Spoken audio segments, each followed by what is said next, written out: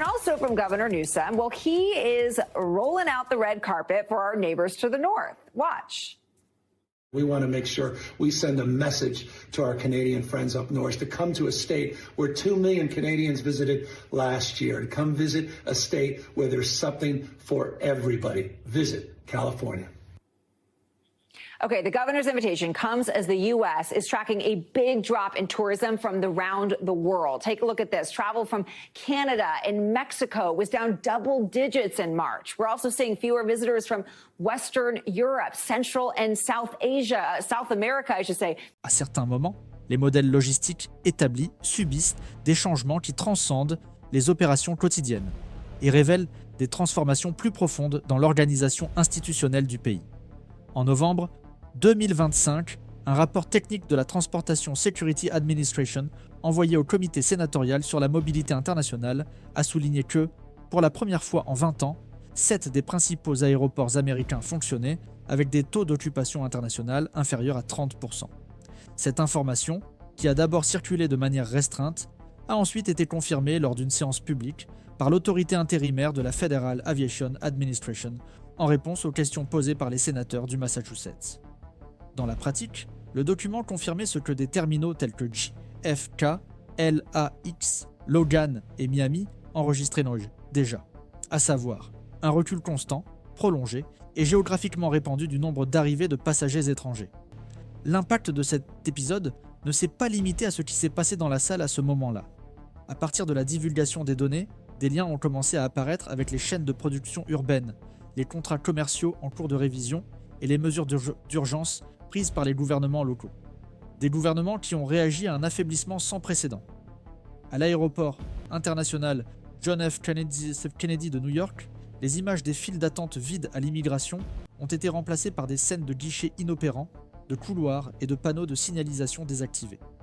Les panneaux numériques restaient allumés, mais affichaient une succession de vols suspendus, en particulier les correspondances vers les capitales d'Europe occidentale, du Golfe Persique et du cône sud. Entre janvier et octobre, la baisse cumulée dépassait 75% dans l'aile internationale. Ce phénomène touchait non seulement le tourisme de loisirs, mais aussi les voyages d'affaires, les missions universitaires, les échanges académiques et les agendas multilatéraux. Le trafic se réduisait à l'entrée de ressortissants nationaux, à un nombre de plus en plus restreint de voyageurs autorisés, et à des liaisons intercontinentales redirigées vers des hubs secondaires. Au cours de la même période, l'aéroport de Newark a enregistré une baisse de 60% de ses opérations transatlantiques. Pour la première fois depuis les années 90, les deux terminaux se sont retrouvés en dessous de la moyenne mondiale de croissance en matière de connectivité aérienne. La réaction des compagnies a été rapide. Lufthansa a réduit à 3 vols hebdomadaires sa liaison avec Francfort. British Airways a suspendu ses opérations nocturnes. Emirates, qui avait étendu son réseau après 2018, a annoncé la redirection d'une partie importante de ses atterrissages vers Toronto et Montréal. Les justifications officielles variaient, mais en coulisses, un consensus se dégageait. L'augmentation des coûts de traitement des formalités d'immigration, l'instabilité des protocoles d'entrée et la perception d'un risque réglementaire rendaient le marché nord-américain moins viable en termes opérationnels. Il en a résulté la fermeture progressive de terminaux entiers, en particulier ceux destinés aux passagers en transit, avec des conséquences directes sur les entreprises de services de sol, de restauration, d'hôtellerie et de transport. Dans de nombreux cas, ces services s'adressaient presque exclusivement aux flux internationaux, et n'ont pas pu s'adapter rapidement au nouveau contexte. À Boston, où l'aéroport Logan servait traditionnellement de porte d'entrée pour les délégations universitaires, les étudiants étrangers et les échanges scientifiques, la réduction des vols en provenance du Royaume-Uni, d'Allemagne et du Canada a compromis les programmes de recherche. Elle a affecté les partenariats entre laboratoires et instituts et imposé des limites aux événements internationaux prévus pour le premier semestre de 2026. L'administration aéroportuaire a confirmé la suspension d'au moins 15 vols hebdomadaires, dont 6 étaient opérés par des compagnies liées par contrat à des universités de la région. Les données préliminaires indiquaient qu'une partie des étudiants acceptés par des institutions telles que Harvard et le MIT avaient fait opter pour des alternatives. Toronto, Dublin, Séoul, en raison de la complexité de l'obtention des visas et de l'instabilité perçue dans les connexions avec les États-Unis. L'International Education Association a qualifié ce mouvement de réorganisation fonctionnelle des itinéraires académiques de mobilité internationale. Sur la côte ouest, l'aéroport international de Los Angeles a enregistré une baisse de plus de 70% des arrivées en provenance d'Asie. Singapore Airlines a réduit de moitié ses opérations. ANA a annulé sa liaison directe avec Tokyo. Korean Air a commencé à opérer avec des escales intermédiaires. Les terminaux récemment rénovés, comme celui de Tom Bradley, ont vu leurs salles d'embarquement se vider et leurs structures sous-utilisées. Les entreprises opérant dans les environs de LAX, dans des quartiers tels que Inglewood et El Segundo, ont signalé une perte de revenus supérieure à 60%, dans les secteurs du transport exécutif, de la restauration et de l'hébergement. Les zones commerciales qui accueillaient traditionnellement les touristes asiatiques et sud-américains ont commencé à enregistrer des fermetures successives, ce qui a intensifié l'impact sur les emplois à faibles et moyens revenus. Miami, historiquement positionné comme un axe entre l'Amérique latine et les États-Unis, en a particulièrement ressenti les effets. Entre mars 2020 et septembre 2021, le nombre de vols réguliers en provenance de Bogota, Buenos Aires, São Paulo et Santiago a été réduit de plus de 40%.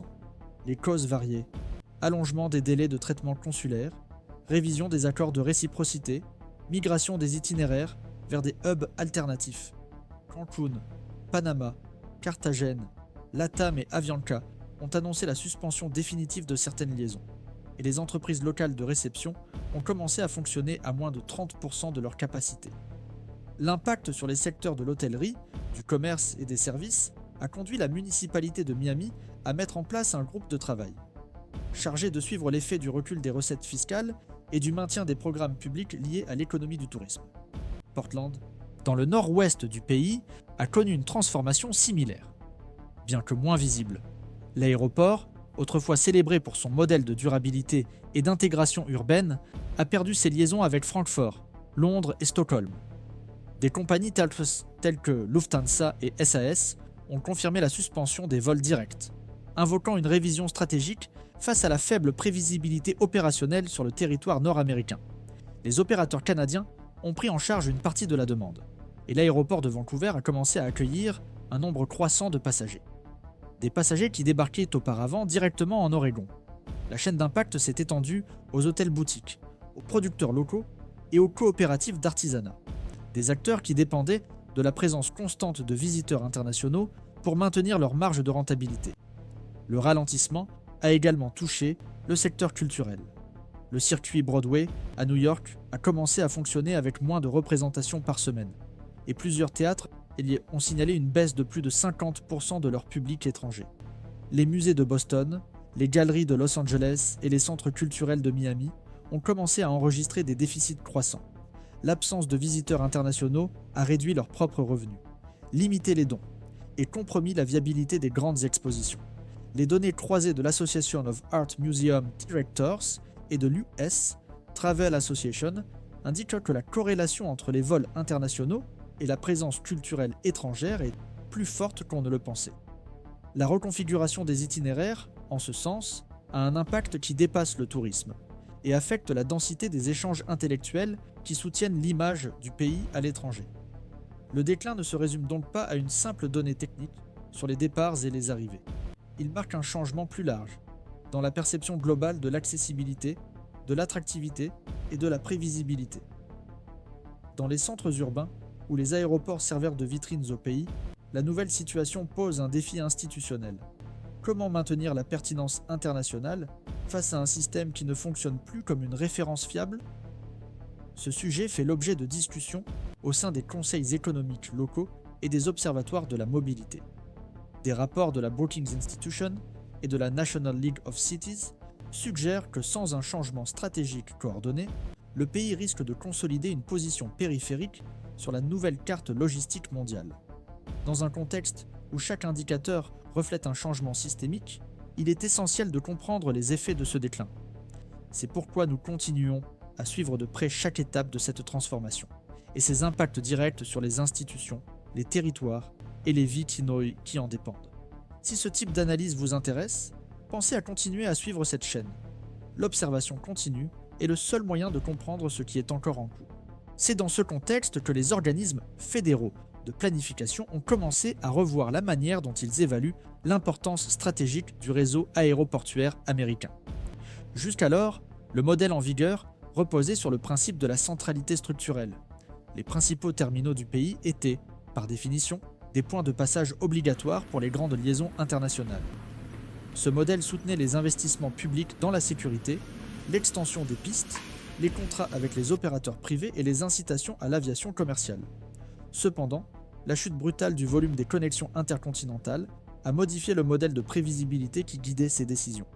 Entre juillet et octobre 2025, le ministère des Transports a adressé une série de communications au bureau du budget du Congrès, alertant sur le risque de sous-utilisation permanente des infrastructures dans au moins 11 terminaux d'une capacité supérieure à 15 millions de passagers par an. À partir de ces documents, on a commencé à envisager des scénarios alternatifs. Des scénarios dans lesquels les investissements prévus pour la modernisation seraient réorientés vers des adaptations opérationnelles, axées sur le trafic régional et intérieur. À partir de là, le débat institutionnel a pris une nouvelle dimension. La Conférence nationale des gouverneurs a proposé la création d'un fonds spécial, destiné à compenser les pertes fiscales subies par les États en raison de la baisse du trafic international. Cette mesure a été motivée par des rapports des assemblées législatives des États de Californie, de Floride, de New York et du Massachusetts. Des rapports qui démontraient un impact direct sur les recettes fiscales liées au tourisme, à l'hébergement et aux services. Parallèlement, les consortiums aéroportuaires privés ont commencé à négocier de manière plus agressive avec les gouvernements étrangers et les opérateurs logistiques. L'objectif était la mise en place de couloirs exclusifs avec des itinéraires alternatifs en dehors du territoire américain. Il s'agissait de repositionner certains terminaux en tant que centres régionaux, même s'ils étaient désavantagés dans le système mondial. Ce mouvement a été particulièrement visible dans des villes de taille moyenne. Charlotte, Salt Lake City, Cincinnati, des villes dont les aéroports ont vu dans la perte des grands hubs une opportunité de reconfigurer leurs fonctions au sein du réseau national. Cette convergence aide à comprendre pourquoi le recul du trafic international est rapidement devenu une question interinstitutionnelle. Le département d'État était pressé par des commissions du Congrès de revoir les délais moyens de délivrance des visas. Des délais qui dépassaient 6 mois dans plusieurs ambassades et consulats. Le département de la sécurité intérieure, quant à lui, a été interrogé sur la proportionnalité de ces protocoles de contrôle et de sécurité, par rapport au volume réel de passagers. Des agences telles que la Customs and Border Protection et la Transportation Security Administration ont été invitées à fournir des éclaircissements sur les goulets d'étranglement opérationnels et sur les niveaux de redondance qui, selon des critiques récurrentes, ne se justifiaient plus face à la nouvelle réalité. Bien que les réponses aient mis en avant le maintien de normes de sécurité élevées, les membres de la Commission des Affaires étrangères et de la sous-commission du commerce international ont commencé à plaider en faveur d'une révision des procédures jugées obsolètes. Le débat a pris encore plus d'ampleur lorsque la Chambre de commerce des États-Unis a publié une étude, indiquant qu'en 2025, pour la première fois depuis l'après-guerre, le pays ne figurait plus parmi les 3 destinations les plus prisées pour le tourisme à forte valeur ajoutée. Ce recul a été attribué non seulement à des facteurs économiques, mais aussi à une combinaison de perceptions. Instabilité réglementaire, imprévisibilité de l'accès, concurrence croissante de pôles tels que Dubaï, Toronto et Séoul. L'étude a été intégrée comme preuve dans les audiences publiques, convoquées par les parlementaires des États côtiers, là où la dépendance au secteur des services liée à la mobilité internationale est plus marquée. Le discours, jusqu'alors fragmenté, a commencé à prendre les contours d'une crise systémique. Les discussions ont dépassé le domaine du tourisme. Elles ont touché des secteurs stratégiques. L'enseignement supérieur, la recherche technologique, la diplomatie culturelle, les universités qui maintenaient des programmes d'attraction de talents internationaux ont commencé à revoir leurs objectifs d'admission. Les difficultés logistiques et consulaires ont commencé à peser davantage dans les décisions des étudiants et des chercheurs des pays émergents. Beaucoup ont opté pour des alternatives plus accessibles, en termes de connectivité et de permanence. Les fonds privés de financement universitaire ont alerté sur la possibilité d'une réduction du nombre de bourses internationales, en raison de l'incertitude quant à la faisabilité pratique des déplacements. Des centres d'innovation dans des villes comme Austin, Seattle et San Diego ont signalé une baisse de la participation des étrangers aux hackathons, aux incubateurs et aux séminaires, avec un impact direct sur la diversité des projets et l'étendue des partenariats. Dans le domaine des relations commerciales, les chambres binationales et les conseils d'investissement ont constaté une baisse du nombre de missions commerciales et de visites de prospection, en provenance d'Amérique latine, d'Europe et d'Asie du Sud-Est. Lors d'événements organisés à New York, Houston et Chicago, la présence de délégations étrangères a diminué de moitié par rapport à l'année précédente. Beaucoup de ces entités ont commencé à privilégier les réunions dans des villes en dehors des États-Unis. Lisbonne, Montréal, Buenos Aires, pour des raisons logistiques et financières. Il en résulte une perte progressive d'influence informelle dans les circuits où sont négociés les accords d'exportation, les investissements directs et les co-entreprises stratégiques. Dans les coulisses de Washington, l'inquiétude grandit, que la persistance de cette situation ait des conséquences plus larges pour la diplomatie économique américaine. Les membres du Conseil de sécurité nationale ont commencé à inclure dans leur briefing des évaluations sur la manière dont l'affaiblissement des couloirs de mobilité internationale pourrait affecter la capacité du pays à exercer son soft power dans des régions clés, le déplacement d'événements internationaux vers d'autres capitales. Doha, Kuala Lumpur, est interprété comme un signe que la centralité des États-Unis est remise en question. À cela s'ajoutent les avertissements du secteur hôtelier concernant le changement des habitudes de fidélité des voyageurs fréquents, qui préfèrent désormais des destinations moins strictes en matière de réglementation et offrant une plus grande prévisibilité en termes de services. Bien que le gouvernement fédéral ait annoncé des mesures de relance, des partenariats publics-privés et de nouveaux objectifs pour la reprise du secteur d'ici 2027, les experts soulignent que le simple apport de ressources pourrait ne pas être suffisant. Selon le National Travel and Tourism Office, les décisions des voyageurs internationaux sont façonnées par des cycles d'habitude et de perception, des cycles qui mettent des années à s'inverser. Les campagnes institutionnelles de repositionnement se heurtent à des obstacles persistants. Limitation des visas, surcharge des systèmes de sécurité, concurrence d'aéroports qui offrent déjà des expériences plus fluides et connectées. À long terme, le risque souligné par les analystes est que le pays devienne une destination moins intégrée au flux stratégique du XXIe siècle. C'est dans ce contexte de reconfiguration que le Congrès a repris les débats sur la politique nationale de connectivité aérienne. Des projets de loi auparavant considérés comme périphériques ont commencé à gagner le soutien des commissions thématiques. Modernisation des systèmes de traitement des migrations, extension des accords d'exemption de visa, numérisation des autorisations d'entrée. Les gouverneurs des États côtiers, les maires des villes touristiques et les entités commerciales se sont unis dans des fronts suprapartisans pour défendre un plan d'urgence de réarticulation institutionnelle. Même si les propositions en sont encore à un stade précoce, la convergence des acteurs révèle une réelle préoccupation concernant la durabilité du rôle mondial des aéroports américains. L'analyse continue de ces mouvements institutionnels permet d'identifier non seulement les impacts immédiats, mais aussi les contours d'un débat plus large sur la position du pays dans un contexte international en mutation. Si ce type de suivi éditorial vous aide à comprendre la situation actuelle, nous vous recommandons de rester avec nous pour les prochaines analyses. L'intérêt réside précisément dans l'observation, avec calme et régularité, de ce qui est encore en mouvement. Existen diferentes opiniones sobre el significado real del descenso observado en los principales aeropuertos. Para algunos analistas especializados en logística internacional y conectividad aérea, el fenómeno debe entenderse como un cambio coyuntural, intensificado por las políticas restrictivas adoptadas entre 2022 y 2025, cuyas repercusiones aún se están asimilando. Desde esta perspectiva, la reducción del tráfico internacional estaría más relacionada con la inestabilidad de la confianza entre gobiernos, organismos reguladores y compañías aéreas, agravada por decisiones unilaterales que afectaron a la previsibilidad operativa. Todavía habría margen para revertir esta situación, siempre que se implementaran, de forma coordinada, medidas de simplificación migratoria, mayor estabilidad tarifaria y un reposicionamiento institucional coherente. Estos expertos suelen mencionar como referencia el comienzo de la década de 2000, cuando el sistema aéreo de los Estados Unidos enfrentó una profunda recesión, pero logró reestructurarse a partir de reformas articuladas entre el sector público y el sector privado. Por el contrario, los economistas con enfoque institucional, los estudiosos de la movilidad global y los planificadores urbanos sostienen una interpretación más amplia.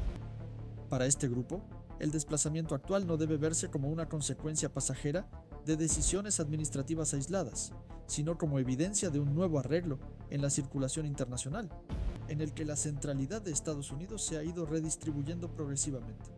Esta lectura cobra consistencia al observar el comportamiento de las grandes operadoras logísticas globales, que no solo ajustaron sus rutas, sino que transfirieron sus centros de mando, operaciones de carga y estructuras de mantenimiento a otros países.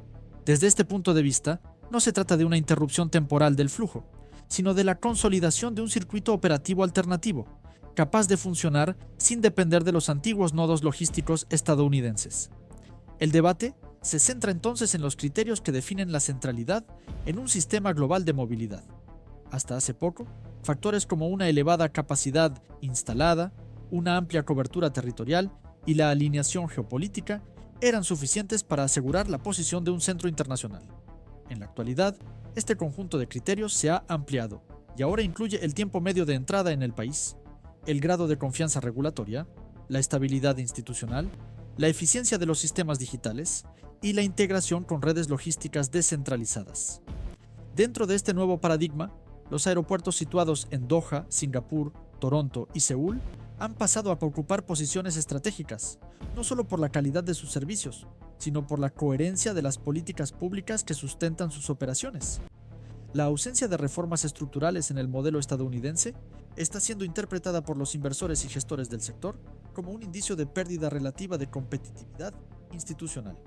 Los registros disponibles indican que las grandes empresas de logística internacional ya operan centros en Asia con un volumen y una conectividad superiores a los antiguos puntos de apoyo situados en la costa oeste de los Estados Unidos.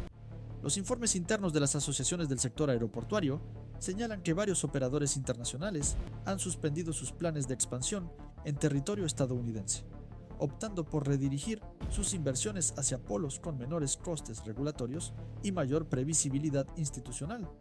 Paralelamente, los fondos soberanos y los consorcios asiáticos han intensificado sus aportaciones a la infraestructura aeroportuaria fuera de Estados Unidos, incluyendo proyectos basados en la automatización avanzada y sistemas de control migratorio integrados a la identidad digital de los pasajeros. Estos elementos refuerzan la valoración de que la reorganización de la red aérea no se limita a las fluctuaciones del mercado, sino que refleja un realineamiento estratégico a largo plazo. Aún no hay consenso sobre qué sectores se verán más afectados a lo largo del tiempo. Segmentos como el turismo internacional, la educación transnacional y la diplomacia cultural ya muestran claros signos de retroceso, mientras que otras áreas intentan adaptarse gradualmente. El sector tecnológico, por ejemplo, sigue atrayendo a profesionales extranjeros, pero se enfrenta a obstáculos cada vez mayores para garantizar la presencia física de especialistas, inversores y socios internacionales. En reuniones especializadas dedicadas a la movilidad global y la infraestructura internacional, el tema ha pasado a tratarse como un componente central de la soberanía funcional. La idea recurrente en estos espacios es que la capacidad de un país para mantener conexiones internacionales, eficientes y seguras, constituye un activo estratégico comparable a la estabilidad financiera o la protección de datos. Esta interpretación también está ganando terreno en el ámbito diplomático. Documentos internos de representaciones extranjeras indican que la percepción de rigidez en los procesos de entrada ha comenzado a influir en las decisiones sobre la elección de sedes para eventos multilaterales, misiones bilaterales y foros temáticos. Algunos países han comenzado a dar prioridad a otras localidades para cumbres comerciales, encuentros científicos y reuniones intergubernamentales, teniendo en cuenta criterios logísticos y de accesibilidad. Registros confidenciales del Departamento de Estado reconocen que la reducción de la frecuencia de las visitas oficiales y de la circulación de delegaciones ha limitado la capacidad de articulación diplomática en áreas estratégicas, como el cambio climático, la regulación tecnológica y la seguridad alimentaria. En este contexto, el principal reto para las instituciones estadounidenses pasa a ser la reconstrucción de la confianza. Los analistas vinculados a centros de estudios de política exterior defienden que, además de ajustes técnicos, será necesario un gesto político coordinado, en el que participen el gobierno federal, los estados, los municipios y el sector privado, para señalar un compromiso claro con la reapertura estratégica del país. Sin embargo, esta rearticulación se enfrenta a obstáculos concretos. los conflictos entre agencias federales, la polarización partidista en el Congreso y las divergencias entre estados, con diferentes niveles de exposición a los impactos, ralentizan el avance del consenso. El resultado es una percepción de inercia institucional ante un escenario que exige respuestas rápidas, pero cuidadosamente calibradas. Mientras tanto, se multiplican las iniciativas a nivel local y estatal destinadas a mitigar los efectos inmediatos. Algunas ciudades han adoptado programas de diversificación de público, con el fin de atraer a visitantes de mercados menos tradicionales. Los gobiernos estatales han iniciado negociaciones directas con compañías aéreas extranjeras, ofreciendo incentivos fiscales y un acceso facilitado a la infraestructura existente. Paralelamente, consorcios regionales formados por universidades, empresas e instituciones culturales buscan crear circuitos alternativos de intercambio internacional, aunque fuera de las rutas históricamente consolidadas. A nivel internacional, se observa un fortalecimiento de la cooperación entre los centros emergentes que pasan a actuar de forma más integrada. Los acuerdos entre aeropuertos, el intercambio de datos de pasajeros, la armonización de protocolos y los proyectos de interoperabilidad de sistemas indican la posible formación de bloques logísticos regionales con sus propios estándares de funcionamiento. Si estas iniciativas avanzan, el modelo dominante de las últimas décadas, basado en grandes centros fijos, podría ser sustituido por una red más distribuida, con múltiples polos de decisión. La posición de Estados Unidos en este nuevo escenario sigue sin estar definida. Es en este punto donde la cuestión vuelve al debate institucional interno. La crisis aeroportuaria, aunque medible mediante indicadores e imágenes, revela sobre todo un estancamiento en materia de gobernanza. La ausencia de una respuesta integrada, capaz de articular la seguridad, la movilidad, la diplomacia y el desarrollo económico, pone de manifiesto los límites actuales de la coordinación federativa ante fenómenos sistémicos. El futuro de los aeropuertos no vendrá determinado únicamente por el volumen de pasajeros o la generación de ingresos, sino por la capacidad institucional de adaptación a un entorno global, que ya opera según nuevas métricas de relevancia y confianza. Ante un escenario en el que se están reevaluando estructuras que antes se consideraban estables, es indispensable seguir de cerca las decisiones institucionales. Por ello, este canal seguirá observando cada etapa de este proceso de transición, prestando atención a los puntos de inflexión y a las respuestas que definirán el papel de Estados Unidos en la nueva geografía global. Para quienes valoran este tipo de análisis, el seguimiento continuo es esencial para comprender lo que aún está en movimiento.